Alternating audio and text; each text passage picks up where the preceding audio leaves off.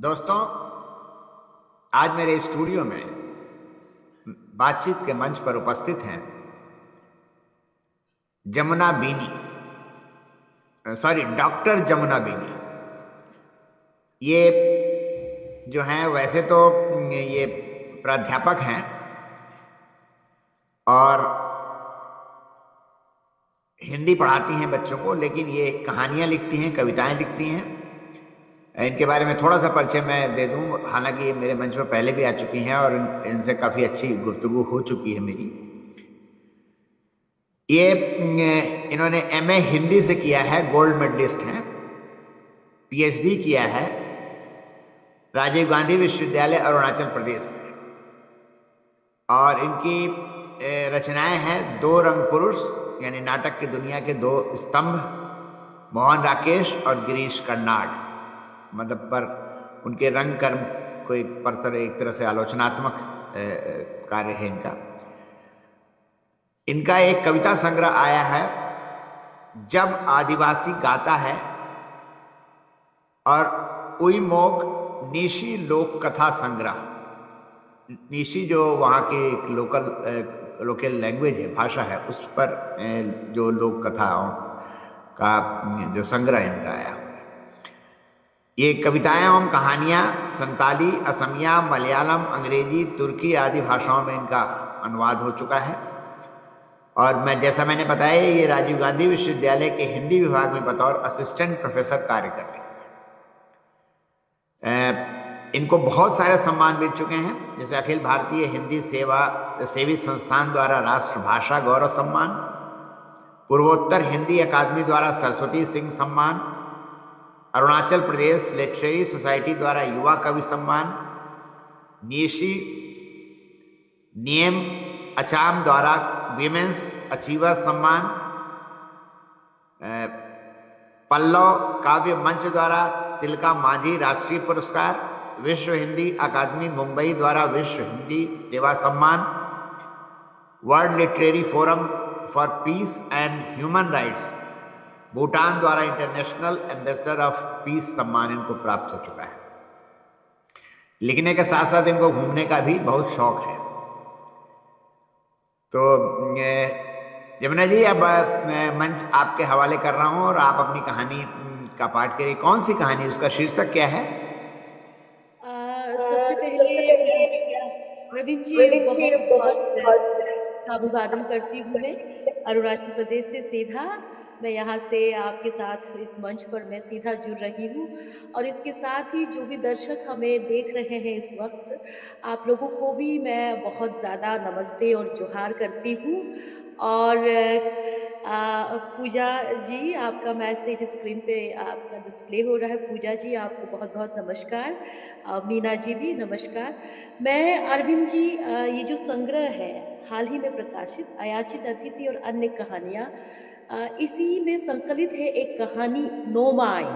नोमाई कहानी, नोमाई दरअसल ये अरुणाचली भाषा का एक शब्द है, जिसका अर्थ है कि वह योद्धा जो युद्ध में, जंग में दुश्मन का सिर काट के लाता है। तो ये एक कहानी है। इस कहानी का मैं सोच रही थी मैं आज पाठ करूं। जी, बहुत अच्छा, बहुत अच्छा। आप कहानी शुरू करें। मेरे बहुत सारे लोग जो यहाँ पर होंगे वो कहानी सुनने के लिए उत्सुक होंगे, मैं खुद भी उत्सुक हूँ। जी।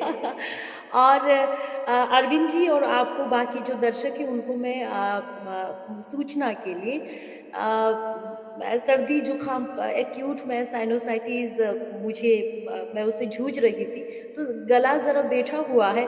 आज से 2 दिन पहले जब मैं अपनी आवाज़ सुन रही थी तो मुझे लग रहा था कि ये आवाज़ किसी दूसरी की है। आज थोड़ा गला खुला है।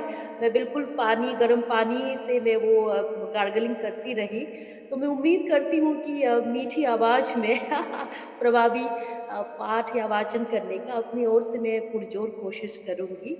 तो अरविंद जी, आपको आपको लगता नहीं कि गर्म पानी से गरारे वगैरह करने के अलावा आपसे मेरी जो शाम के समय बात हुई उसका भी असर आपके गले पे आया होगा थोड़ा बहुत? बिल्कुल, बिल्कुल।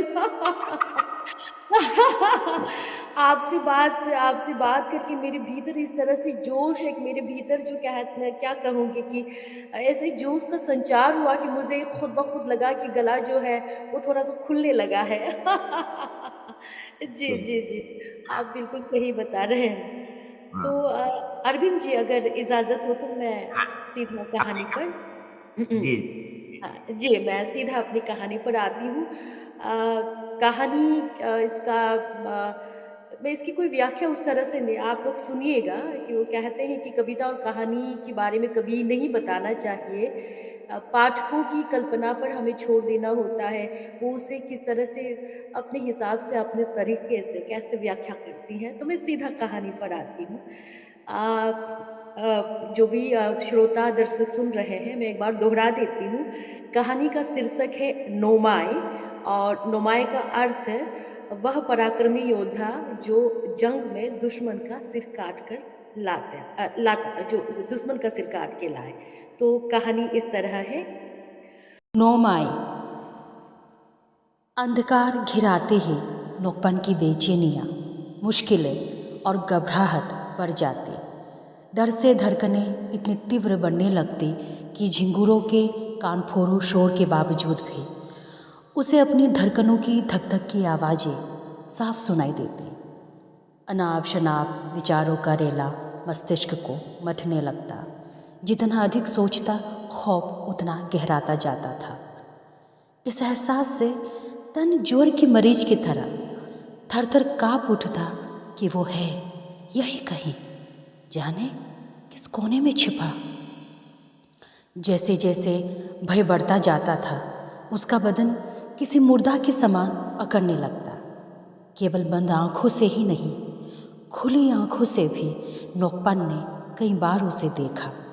सिरहाने खड़ा होकर सुबकता तो कभी नोकपन के दोनों कंधों को जकड़कर जोरों से हिलाते हुए अपना क्रोध जाहिर करता था। ज्यों ही नोकपन थांग यानी धारदार हथियार उठाकर उस पर लहराता, यकायक वो गायब हो जाता। बिछौना पर, अलाव के पास, द्वार के पीछे, हर एक वो कोना जहाँ उसकी छिपने की गुंजाइश हो, सब जगह खोज डालता, मगर वो पकड़ में नहीं आता। पकड़ा तो तब जाता जब वो दिखता, एकदम से दिखना ही बंद हो जाता। हाँ, अदृश्य, अंतर्धान। क्या अचानक वो हवा में भाप बनकर उड़ गया? क्या नाद बनकर झिंगुरों के बेसुरे शोर में घुल गया? क्या कालिख पोत कर अंधकार की कालिमा में एक हो गया? क्या चींटी बनकर मिट्टी की किसी दरार में घुस गया? क्या शोला बनकर अलाव में जल गया? क्या धुआं बनकर छज्जे से उड़ गया? लेकिन जैसे ही नौकपान अपने अकड़े शरीर को ज़रा ढीला करके तनाव और डर से मुक्त होकर इत्मीनान से दोबारा सोने की कोशिश करता, वह फिर लौट आता। पता नहीं कहाँ से। द्वार तो पूरी तरह से बंद है, तो भीतर घुसा कैसे? ये राज कभी नौकपान को समझ नहीं आया। वह ऐसे लौट आता जैसे सांझ के सूनेपन में उतरता नामुराद सन्नाटा, जैसे ठंडक भरी चट्टानों के ऊपर से गुजरते बाद काले बादल, जैसे पहाड़ की नोक पर ठहरता उदास कोहरा, जैसे दर्द भरे दिल से निकलती सर्द और चुभन भरी आहें, जैसे प्रतिशोध लेने को तड़पती भटकती फिरती आत्मा। रात से शुरू ये खेल भोर तक चलता रहता था।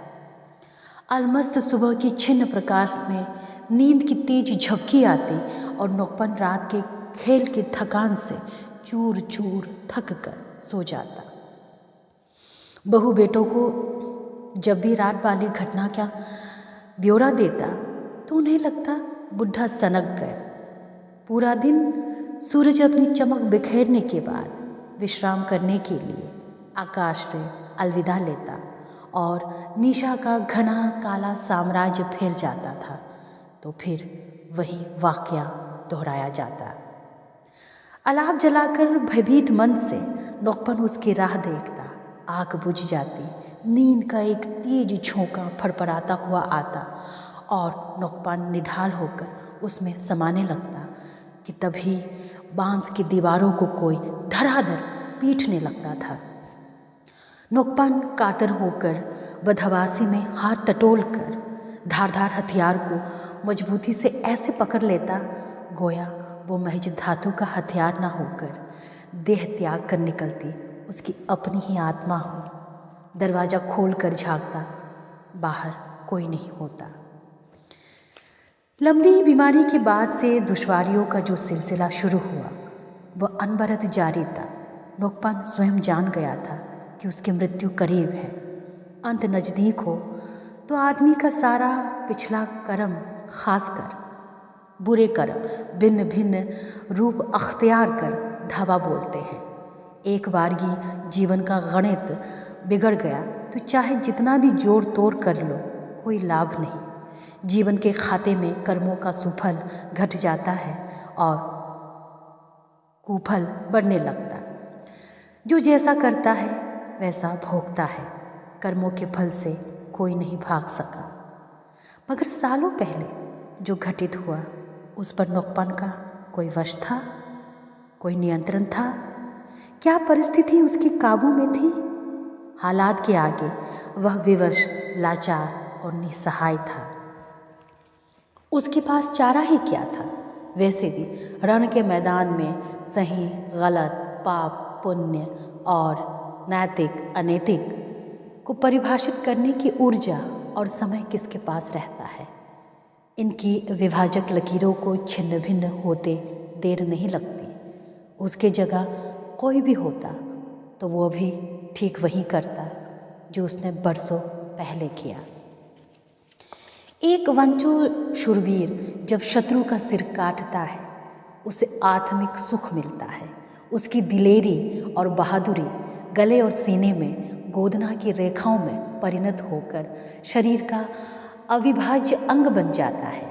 ये अमित रेखाएं दरअसल ऐसे तमगे हैं जो मौत तक उनके बदन पर सजी होती है।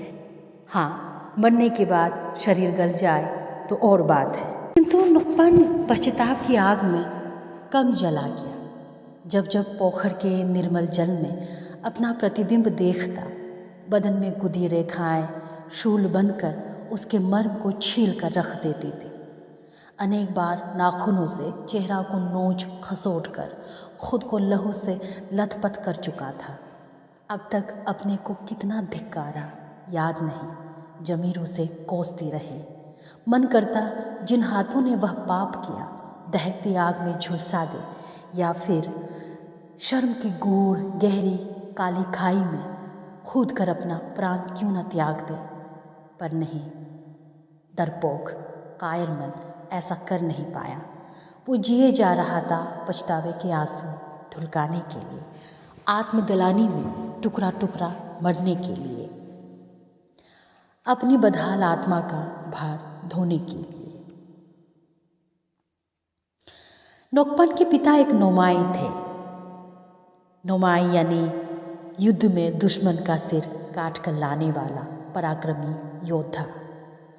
गांव देहातों में उनका खूब आदर सम्मान था। नोकपान अपने पिता की अपरिमित साहस के ढेरों किस्से सुनकर बड़ा हुआ। वक्त के घूमते पहिए के साथ जहाँ पिता की उम्र बढ़ती जा रही थी, वहीं उनके चेहरे पर गुदी शौर्य की आड़ी तिरछी निशानियाँ भी कुछ कुछ धुंधली पड़ने लगी थी। नोकपान जब भी गोदने के निशानों को देखता था, उसकी धमनियों में एक अजीब सिहरन और सनसनी दौड़ जाती। वह अपने पिता की तरह बनना चाहता था। नोमाई, एक दिन उसे भी युद्ध में कूच करने का अवसर मिलेगा, ऐसा सपना ही नहीं उसका विश्वास था। उसकी दिली इच्छा थी कि किसी दुर्दांत शत्रु का सिर काट कर जब वो रणभूमि से लौटेगा तो पथ सिर से चूती रक्त की लालिमा से सज उठेगा। बड़ी शान से विजय प्रतीक को वह गंपा यानी पुजारी को सौंप कर गोदना कलाकारों के बीच गर्भोन्मत्त विराजते हुए अपना चेहरा गुदवाएगा। इस तरह की साहस भरी कल्पनाओं में उसका जवां मन खोया रहता था। उसकी जिज्ञासाएं थी कि कभी शांत नहीं होने का नाम नहीं लेती। पिताजी से कई एक बार प्रश्न किया कि एक नुमाई बनने के लिए किन किन खूबियों की दरकार होती है।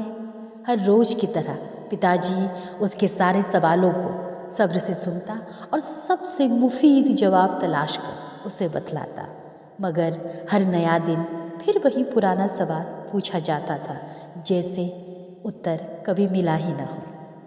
आपा यानी पिता, मैं भी बड़ा होकर दुश्मनों का सिर काटूंगा, बड़ा मज़ा आता होगा ना, ये पूछते हुए अपने हाथों को काल्पनिक धारदार हथियार बनाकर हवा में दाएं बाएं घुमाने फिराने लग जाता। आपा मुस्कुरा रहा था, लेकिन साथ ही अति गंभीर होकर कहा, सुनो बेटा, वही आदमी मुंड हासिल करता है जिसमें अपने मुंड गंवाने का माधा हो। मुंड काट लाना आसान होता तब तो गांव के हर एक घर में नुमाई पैदा होता। ये बच्चों का खैर हरगिज नहीं है। जिस हाथ को जरा देर पहले हथियार बनाकर हवा में लहरा रहा था, उसी हाथ को अपनी टोड़ी पर टिकाकर भोली उत्सुकता में नोकपन ने पूछा, तो फिर नुमाई बनने के लिए किस चीज़ की ज़रूरत होती है आपा? मेरी बातों से इतना तो समझ गया होगा, नुमाई बनने के लिए सबसे पहली आवश्यकता है असीम और अदम्य साहस। इसके अलावा शरीर से फुर्तीला और दिमाग सूझबूझ भरा हो। यानी जब कोई आदमी जंग में उतरता है तो अपनी पूरी ताकत और शख्सियत के साथ उतरता है। समझ में आया? हाँ समझ गया आपा। क्या समझा, नहीं बताओगे अपनी आपा को? आपा भी उस शिक्षक जैसा थे जो बच्चों को पढ़ाने के बाद पाठ के अंत में बच्चों का ज्ञान जांचता कि वे कितना समझ पाए। नोकपन भी होनहार और आज्ञाकारी विद्यार्थी ही तो था अपने आपा का। यही कि शारीरिक कसरत के लिए रोज़ तीसा नदी में जाकर तैराकी करूँगा और दिमागी मजबूती के लिए आपके साथ मोथुन यानी ग्राम परिषद चढ़कर गंभीर और पेचीदा चर्चा सुनूंगा। इतनी तैयारी की बात सुनकर आपा हंसे बिना नहीं रहा। बहुत अच्छा, बहुत अच्छा। और हाँ, अपने खाने पीने पर भी ख़ास तवज्जो देना, मांस मछली खूब खाना, इससे बदन रिष्ट पुष्ट बनेगा। आपा और कानी यानी अफीम, क्या अंतशंत बोल रहा है? कानी को छूने की बात तो दूर, उसकी ओर देखना तक नहीं। नुमाई बनना है ना, अनुशासन में जीना सीखो। आपा ने कड़े शब्दों में अपना एतराज़ जताया। नोकपान को जल्द ही अपनी भूल का एहसास हुआ। उसने प्रसंग बदलते हुए कहा, आपा, हमने उस दिन खेल खेल में जंग लड़ा। मैंने नोकी का गर्दन पकड़ा और उसे जमीन पर जोर से पछाड़ दिया था। अच्छा, नोकी को चोट तो नहीं लगी? नोकपान थोड़ा डरते हुए बोला, झूठ नहीं बोलूँगा आपा। अच्छा बच्चा कभी झूठ नहीं बोलता, बताओ। उसे चोट तो लगी थी क्या? नोकी को ज़्यादा चोट लगी? उतनी जोर से भी नहीं, मैंने उसे फटका। पल भर में धूल झाड़ते हुए वो खड़ा हुआ था। आपा, आप कह रहे थे ना जंग बच्चों का खेल हरगिज नहीं, तो ये क्या बड़ों का खेल है? आपा अपने हाथों को सिर के पीछे टिकाकर छत की तरफ टकटकी लगाए कुछ देर तक सोचता रहा। फिर उसकी ओर देखकर, वास्तव में जंग खेल भी है और नहीं भी। ये जाहिर था कि उनके इस अनिश्चित जवाब से नोकपान की उलझनें और बढ़ गई, जो कि उसकी मासूम सूरत से पता लग रहा था। आपा ने अपना मंसूबा स्पष्ट करते हुए बोला, देखो, खेल में जिस तरह हार जीत होता है, युद्ध में भी एक पक्ष की हार होती है और दूसरे की जीत। खेल मौज मस्ती के लिए खेला जाता है, लेकिन युद्ध मनोरंजन के लिए नहीं लड़ा जाता। सदा याद रखना, शूद्र निजी हितों के लिए जो युद्ध लड़ा जाता है वह अधम है। युद्ध हमेशा किसी विराट लक्ष्य को साध कर लड़ा जाता है। इसलिए जो रण में दुश्मन को शिरोच्छेद कर लाता है वो अपने समुदाय या जाति का नायक बन जाता है। नोकपान मंत्रमुग्ध होकर उन्हें सुन रहा था।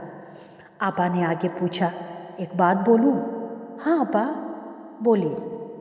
मैं एक नुमाई हूँ और तुम इस विरासत को आगे बढ़ाने की इच्छा रखते हो, ये जानकर मुझे तुम पर बहुत फख्र है।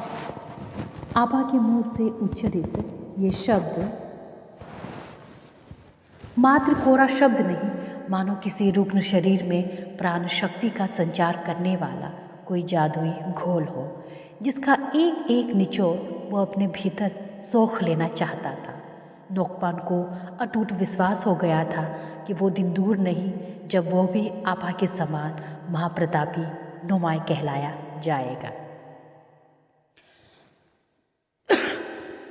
गांव में लोग शाम का खाना खाकर सोने की तैयारी में लगे थे कि अचानक एक खबर से हड़कंप मच गया। सूचना मिली कि खेतों में खरपतवारों की निराई गुड़ाई का काम समेटकर लौट रहे चंद मर्दों और औरतों पर खानू गांव ने आक्रमण कर दिया। 4 खेतिहरों के सिर काट कर ले गए और कईयों को अधमरा कर दिया। खानू गांव का नोकपन के गांव से रंजिश बहुत पुरानी थी। जो झड़प एक खेती की जमीन के टुकड़े से पैदा हुआ, सालों साल बाद भी सुलझ नहीं रहा था। नोकपन का स्मृति लोक जहाँ तक फैला हुआ था, खानू गांव को उस उपजाऊ भूमि को हथियाने की जुगत में खून खराबा से लेकर तमाम कूटनीतिज्ञ हथकंडे अपनाते पाया। खानू गांव वालों को लगा कि किसी छोटे गांव की ज़मीन कब्जाने के लिए अधिक मशक्क़त नहीं करनी पड़ेगी, ज़मीन आसानी से उनकी गिरफ्त में आ जाएगी। मगर नोकपन का गांव भी डटकर बराबरी से उनका मुकाबला करता रहा। खानू गांव की शुरुआती आपत्ति थी कि किसी छोटे गांव को नई भूमि पर खेतीबाड़ी शुरू करने से पहले उनकी मंजूरी ले लेनी चाहिए थी, लेकिन भूमि नोकपन के गांव की सीमा के अंतर्गत आती थी। सो गांव वालों ने बिना झिझके भूमि साफ कर दिन रात बुआई रोपाई के काम में लग गए। ज्यों ही इस बात की खबर खानू गांव को लगी, रात बिरात उस गांव ने हमला बोलकर 4-5 लोगों को मार गिरा दिया। अब भला नोकपन का गांव भी हाथ पर हाथ धरकर खामोश बैठने वाला था। उन्होंने भी पूरे दमखम के साथ अपने लोगों की मौत का प्रतिशोध लिया। इसके बाद युद्धों की कभी ख़त्म न होने वाली जिस श्रृंखला का आगाज़ हुआ, वो आज भी अपने सही अंजाम की इंतज़ार में था। दोनों गांव की ओर से अब तक अनेक सिर कट चुके थे, फिर भी युद्ध सावन माह की बारिश की तरह थम नहीं रहा था। कुछ पड़ोसी गांव सुलह समझौता कराने के लिए आगे आए भी, मगर ग्राम परिषद की हर बैठक में खानू गांव वही अपना घिसा पिठा रट लगाता कि भूमि हमारे हवाले कर दो। नोकपन का गांव भी उनकी नापाक मांगों के आगे घुटने नहीं टेकता। ऐसे कैसे खानू गांव को जमीन सौंप देता? वह उर्वर भूमि गांव की प्राण थी। 2 गांवों के बीच का आकाश तो था बिल्कुल स्वच्छ और नीला, मगर युद्ध के बादल से सदा ढका रहता। अमन चैन ये सिर्फ खोखला शब्द भर ही रह गया था। इसका असल अर्थ वर्चस्व और हक की लड़ाई में कब का शिकस्त काट चुका था। शांति बहुत दुर्लभ और दुर्बर हो गई थी। गांव वाले भय और संदेह के साए में जीने लगे थे। कोई भी कहीं भी सुरक्षित नहीं था, न गांव, न खेत खलिहान, न नदी, न जंगल। लोग जहाँ भी निकलते संभल संभल कर निकलते, फूंक फूंक कर कदम रखते थे। न मालूम कब घरों पर वे तखल्लुपी में लकड़ी पर नक्काशी करते, खेतों पर धान की कटाई करते, नदी में मछली पकड़ते और जंगल की ओर शिकार पर जाते लोगों पर घात लगाकर हमला बोल दे। खेतों की फसल पककर अपनी सौंधी महक हवा में बिखेरती और बेरंग चुगलखोर हवा झूमकर गांव की औरतों के कानों में फुसफुसा कर कहती, फसल पक चुकी है और खुद कट जाने के लिए बिछ बिछ गई है। तब बेसब्र और उतावली औरतें गांव के जवानों को भेजकर पहले ये सुनिश्चित कर लेती कि कहीं कोई किसी किस्म का खतरा तो नहीं, तब जाकर घरों के महफूज ठिकानों से खेतों के लिए डग बढ़ाती। नोकपान के घर पर जब कभी सांझ के समय आपा के साथियों का मजमा लगता तो आपा को अक्सर खानू गांव को अधिक से अधिक पछाड़ने के पैंतरे बतलाते सुना जाता। ऐसा जान पड़ता था गांव के सारे मर्दों का यही एक पसंदीदा मुद्दा रह गया हो। इन्हीं संकटपूर्ण परिवेश में नोकपन पला बड़ा था। पिछली ही लड़ाई में नोकपन के आपा ने पारंपरिक शत्रु गांवों से 3 मुंड उखाड़ लाया था, इसलिए इस दफ़ा उन लोगों ने 3 का बदला 4 सिर उड़ा कर लिया। वांगहम यानी राजा से निर्देश आ चुका था कि जवाबी हमले के लिए तैयारियां शुरू की जाए। संग्राम का सारा नीति निर्धारण का जिम्मा नोकपन के आपा को सौंपा गया। आपा पर उम्र का असर दिखने लगा था और गत बरसाती मौसम में जो जोर चढ़ा था उससे उनका शरीर की सारी चुस्ती भी जाती रही। मगर आपा ठहरे गहरे अनुभवी, सो वांगहम की खास दरख्वास्त थी कि इस बार भी संग्राम का कमान आपा ही संभाले। अपने वाजिब हक और गांव की मान प्रतिष्ठा की रक्षा के खातिर प्राणोत्सर्ग को तत्पर जवानों के लिए ये एक सुनहरा अवसर था। नोकपन को जिस पल का बचपन से इंतज़ार था, आखिर वो आ ही गया। किसी भी कीमत पर वह ये मौका बिल्कुल भी गंवाना नहीं चाहता था। बरसों से पाली अपनी दिली हसरत को उसने आपा से अवगत कराया। आपा भी उसकी इस मंशा से कहाँ अनजान था। बिन बोले उसकी पीठ पर दुलार बस आपा ने हल्का ढोल जमाया। लंपा यानी संदेशवाहक ने सूचित किया। वांगहम ने बड़ों और नौजवानों को मोरुंगपा यानी युवागृह में याद किया है। रस्मी तौर पर वांगहम कभी रण में सीधा भाग नहीं लेते, पर उनके कुशल रणनीतिज्ञ होने की बात से कोई इनकार नहीं कर सकता। अब की बार भी उन्होंने और आपा ने मिलकर पक्की रणनीति बनाई थी। दोनों ने बैठक में शामिल सारे योद्धाओं को आक्रमण के सारे दांव पेच तफसील से समझाया। मुठभेड़ के लिए कौन सा मुहूर्त शुभ रहेगा, बस ये तय करना बाकी रह गया था। इस काम के लिए एक तरुण को दौड़ाया गया। तरुण जब लौटा तो गंपा यानी पुजारी उसके साथ था। मुहूर्त के निर्धारण के लिए गंपा अपने साथ केले के पत्ते ले आया था। गंपा वहीं बेंट की चटाई पर पालथी मार कर बैठ गया। सर्वशक्तिमान रंग यानी देवता का आह्वान करते हुए मंत्रोच्चारण शुरू किया। एक एक केले के पत्ते पर बारी बारी से मंत्र फूंकता गया। फिर मंत्रविद पत्तों को उठा कर गांठ बांधता गया। इसके बाद गांठदार पत्तों का बारीक मुआयना करने लगा। सारे पत्तों के निरीक्षण करने के बाद अंत में बतलाया कि परसों सूर्योदय से पहले का समय बहुत शुभ रहेगा। निर्धारित समय और जगह पर सारे योद्धा युद्ध के भव्य पोशाक में सजकर तैयार मिले। बनेले पशुओं के दांत और बाल से अलंकृत टोपी सबने अपने सिरों पर पहन रखे थे। सबके हाथों में चमचमाते धारदार हथियार और भाले आदि सबके हाथों में समाये हुए थे। सबके चेहरों पर तनाव की रेखाएं स्पष्ट उभर रही थी। एक सीधा दीर्घ कतार में वे आवाज कदमों का ताल मिलाकर वे बड़े चले जा रहे थे। लंबी सघन झाड़ियों के पास पहुंचते ही उसके पीछे जाकर छिपते हुए सबने अपना स्थान ग्रहण किया। चारों ओर बिल्कुल खामोशी। ये खामोशी थी अनिश्चितता की। कोई नहीं जानता आज किसका सिर कलम होगा और कौन घर लौट कर जाएगा।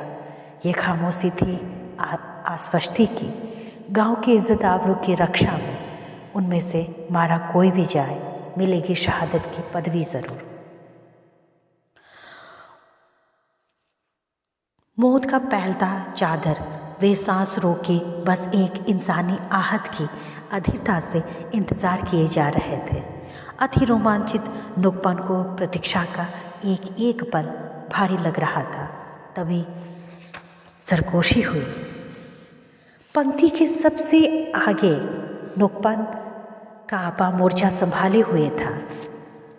आपा ने सावधानी से सिर उचका कर देखा। उनके धूर प्रतिद्वंदी खानू गांव के लगभग 8 या 9 आदमी आपस में बतियाते हुए झाड़ियों के पास ही बेखबर बड़े चले आ रहे थे। सभी शस्त्रों से लैस थे। शायद शिकार के लिए निकल रहे थे। आपा का अनुमान सही था। जाड़े के मौसम में शिकार पर जाना आम बात है। जानवर पर्वतों की ऊंचाई से अक्सर गर्माहट की तलाश में ढलानों पर उतर आया करते हैं। गर्माहट तो उसे मिलती ही है, चाहे ढलान की उष्ण जलवायु हो या अलाव की तपती आग में झुलस कर। झाड़ी में टोह ले रहे योद्धा दल के लिए अब बहुप्रतीक्षित समय आ गया था। आपा ने झाड़ियों के बीच से हवा में कपकपाती एक चंचल नरम पत्ती को तोड़कर अपने बगल वाले योद्धा को दिया। योद्धा ने उस डोलती हरी पत्ती को लेकर दूसरे योद्धा की ओर बढ़ाया और फिर इस तरह तीसरे चौथे से होती हुई वह नाजुक पत्ती अंतिम योद्धा तक पहुंचकर कोमला गई। मतलब मूक संकेत मिल चुका था, शत्रु सामने है। इस गहन मौन में सांसों की धोखनी भी सुनाई ना पड़े। दुश्मन का विश्वास जीतना है, उसे लगे आसपास कोई परिंदा भी पर नहीं मार रहा। जवान योद्धाओं ने अपनी सांसों की गति को थाम ली। हालांकि ये मुश्किल काम था। जब लक्ष्य या निशाना एकदम आपकी नाक की सीध में हो तो उत्साह और उत्तेजना को दबा पाना निहायत कठिन होता है, और उत्तेजना के क्षण में सांसों की रफ्तार तो बढ़नी ही है।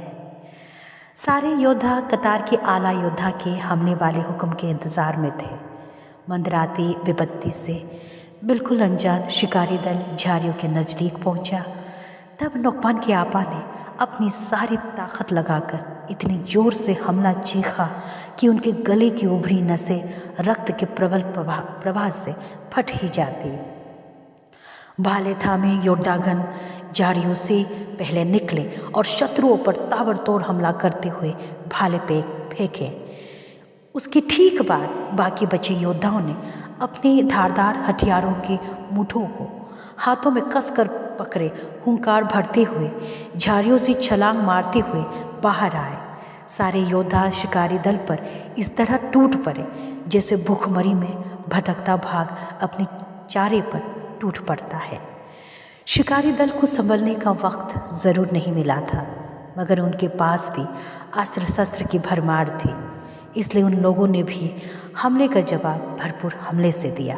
पूरा एड़ी चोटी का जोर लगा रहे थे। वे शस्त्रों से सुसज्जित नहीं होते तो उन पर काबू पाना बाएं हाथ का खेल होता, पर अब दाव उल्टा पड़ता नजर आ रहा है। दोनों ओर से टक्कर का मुकाबला जारी था। अचानक नौकपान की नज़र शिकारी दल के उस बच्चा पर पड़ी जिसकी उम्र बमुश्किल से 12 या 13 साल की रही होंगी। उसकी फूले हुए होठों की ऊपरी फांक पर मूंछ के इक्के दुक्के भाल ही उगे थे। उसके मुख पर डर का जरा सा भी भाव नहीं था। हथियार उठाए वह भी निर्भीक लड़ा जा रहा था। उसके तेजोदीप्त चेहरे से एक स्वर्णिम कांति फूट रही थी। नौकपान के मन में उस वीर किशोर के प्रति आदर जगा। उसकी निडरता ने नौकपान को हैरत में डाल दिया। जिस चपलता से वह हथियार चला रहा था, यह देखकर नौकपान विभोर हो उठा। साहसी बालक की तेजस्विता से मंत्रमुग्ध होकर नौकपान उसे इस कदर अपलक निहारे जा रहा था मानो किसी ने उसके ऊपर वशीकरण का मंत्र झाड़ दिया हो। यह बिल्कुल ही अलग, अजीब, निराला दृश्य था। क्षणिक देर के लिए भूल गया कि वो रण क्षेत्र में है, जोखिमों से घिरा हुआ। पीछे से आफा की घायल चिल्लाहट से नौकपान की तल्लीनता और तन्मयता टूटी। मुड़कर देखा तो आपा की दाईं जंघा से खून बह रहा था। तीर लगा था। चोट इतनी गहरी थी कि आपा जमीन पर गिर गया था। जैसे ही आपा को उठाने के लिए आगे बढ़ा तो उसने देखा वह बालक आपा के सिर पर निशाना साधता हुआ थम को यानी हथियार को घुमाता आगे आया। बस अब आपा का सिर कटा। तभी नौकपान के शरीर में कुछ हरकत हुआ और उसने पूरी शक्ति झोंक कर एक ही बार में बालक का गर्दन उड़ा दिया। खून का लाल लाल फब्बारा फूटा। सिर और धड़ अलग अलग, बेसिरधर अपने ही खून में लोटता इस तरह थरथरा रहा था मानो बलि के चरावे में किसी मुर्गा का गला रेता गया हो। ये सब क्षणांश में घट गया। नोकपान अवाक, स्तब्ध और भौचक। दो साथी योद्धाओं ने आकर नोकपान को उठाया। उन दोनों के कंधों का सहारा लेकर आपा लंगड़ाता हुआ गांव की दिशा में बढ़ गया। पीछे रह गए साथी योद्धा लोग आज के युद्ध का लेखा जोखा निकालने लगे। कुल जमा 5 सिर, जिसमें उस बालक का सिर भी शामिल था। जवान जीत की खुशी में हुल्लड़ मचाते, कूदते पांदते गांव के रास्ते बरे जा रहे थे। नोकपान भी उनके जोशीले नारेबाजी में साथ दे रहा था, लेकिन भीतर ही भीतर कुछ कचोट रहा था। दिल खोलकर वो खुश नहीं हो पा रहा था, पराजित सा अनुभव कर रहा था। यह समूह की जीत थी, मगर उसके लिए व्यक्तिगत हार। जिन योद्धाओं ने दुश्मनों की गर्दनें उड़ाई थी, वे मुंडों के बालों को उंगलियों में फंसाए शोभा से नचाते हुए बढ़े जा रहे थे। उत्साह में चीख रहे थे, हम नौमाई हैं, हम नौमाई हैं। नोकपान के हिस्से में एक बालक का सिर था। क्या वो भी चिल्लाते, वह नौमाई है? उसने अपने आप से प्रश्न किया। एक बच्चे की हत्या करने वाला नौमाई कहलाने का अधिकारी है? अपने से अधिक सामर्थ्यवान, क्षमतावान का ना सही, कम से कम अपनी बराबरी का मुंड हासिल करने में आंतरिक दोष मिलता, ना कि अपने से दीन दुर्बल का। ये सच है कि वो किशोर बहुत प्रतापी था, मगर फिर भी था तो एक बालक ही। क्या नोकपान की सारी वीरता और पराक्रम का शिला यही है कि उसने एक बालक की हत्या की? लोग नुमाई कहकर उसकी श्रद्धा भक्ति करेंगे, उसको सिर पर बिठाएंगे, पर एक बच्चे का हत्यारा क्या वास्तव में पूजनीय है? मन में उगाए नैतिक प्रश्नों के व्यावान जंगल में वह भटकने लगा। बाहरी युद्ध समाप्त जरूर हो गया था, मगर उसके अंतरतम में नया युद्ध छिड़ चुका था। नुमाई शब्द से जुड़ा तिलस्म, मोह, भ्रम सब टूट गया। ये शब्द अब उसे बहुत अर्थहीन, निस्सार और थोथा लगने लगा। वाह रे जीवन की विडंबना! जिस पद को पाने की लालसा वह बचपन से पालता आ रहा था, आज वो मिला भी तो इस रूप में। गांव की सीमा पर मर्द, औरतों और बच्चों की भीड़ थी। विजेताओं के स्वागत में वे उमंग से भरे तराने गुनगुना रहे थे। औरतें बांस की चोंगों में जू यानी मदिरा भर लाई थी। कुछ बुजुर्ग आमोद में कह रहे थे, खूब पिलाओ, आज तो जू की नदी बहनी चाहिए, खूब पिलाओ। विजेताओं ने सिरों के रूप में जो विजय चिन्ह लाए उसे गंपा यानी पुजारी के टोकरी में एक एक कर डाल दिया। गंपा ने उन सब से कहा, पास के पोखर से जल्द नहा धोकर लौट आना, ताकि गोदना अनुष्ठान हम समय से शुरू कर सके। गंपा बहुत खुश था, हो भी क्यों ना, आखिर युवा गृह में सिरों की बरत का मतलब था खेती की पैदावार में अच्छी बढ़ोतरी। इस साल एक मुंड एक खेती की उर्वरता को सींचेगा। पुजारी ने मुंडों को ले जाकर एक बड़ी वाली कढ़ाई में उबाला, फिर मुंडों से केशों को धारदार हथियार से छीलकर साफ किया। 5 कोपरियों को युवागृह में लाकर दीवारों पर सजा दिया। जीत के जश्न में वांगहम यानी राजा ने विजेताओं के लिए अपने घर पर दावत रखा। नोकपान भी शरीक हुआ, लेकिन आधे मन से। रात भर खाना पीना, नाच गान चलता रहा। अपना भग्न हृदय लेकर नोकपान सारा देखता रहा। और भी बाकी जगह अनेक आयोजन हुए। जहाँ सादर बुलाया गया वहाँ नोकपान यंत्रवत गया। उसकी दृष्टि में बाकी नोमाई साथियों के लिए अपार श्रद्धा थी, लेकिन स्वयं के लिए क्या था यह तय नहीं कर पा रहा था। समय अपनी गति से बढ़ता जा रहा था। युद्धों का वो दौर भी बीत गया। नोकपान भी उस घटना को एक दुखद संजोग या कोई दुस्वप्न मानकर भुला देना चाहता था, पर चेतना की किसी गहरी तलहटी पर गाय की भांति जमी रही। जब भी अपना अक्स कभी भूले से किसी शीशे या तालाब के ठहरे पानी में निहारता, तो वो घटना फांस बनकर नोकपान के जिगर को चुभकर जख्मी कर देती। बुढ़ापा में शरीर क्षीण, कमज़ोर, जर्जर पड़ने लगा था और उस लंबी बीमारी के बाद से वह बालक नींद में जब पहली बार दिखा था, नोकपान ने अपनी गीली आँखों से उससे क्षमा याचना मांगी। पहले तो वह मुंदी आँखों में नींद में स्वप्न बनकर आता था, लेकिन अब खुली और जगी आँखों में भी वो दिखने लगा। पहले रात की घुप अंधकार की वीरानी में उसके सिसकियाँ रुलाई सुनाई पड़ती थी, पर अब दिन के कोलाहल शोर शराबा में भी उसके क्रंदन से कान बजने लगते और लोग सोचते हैं कि नोकपान पगला गया।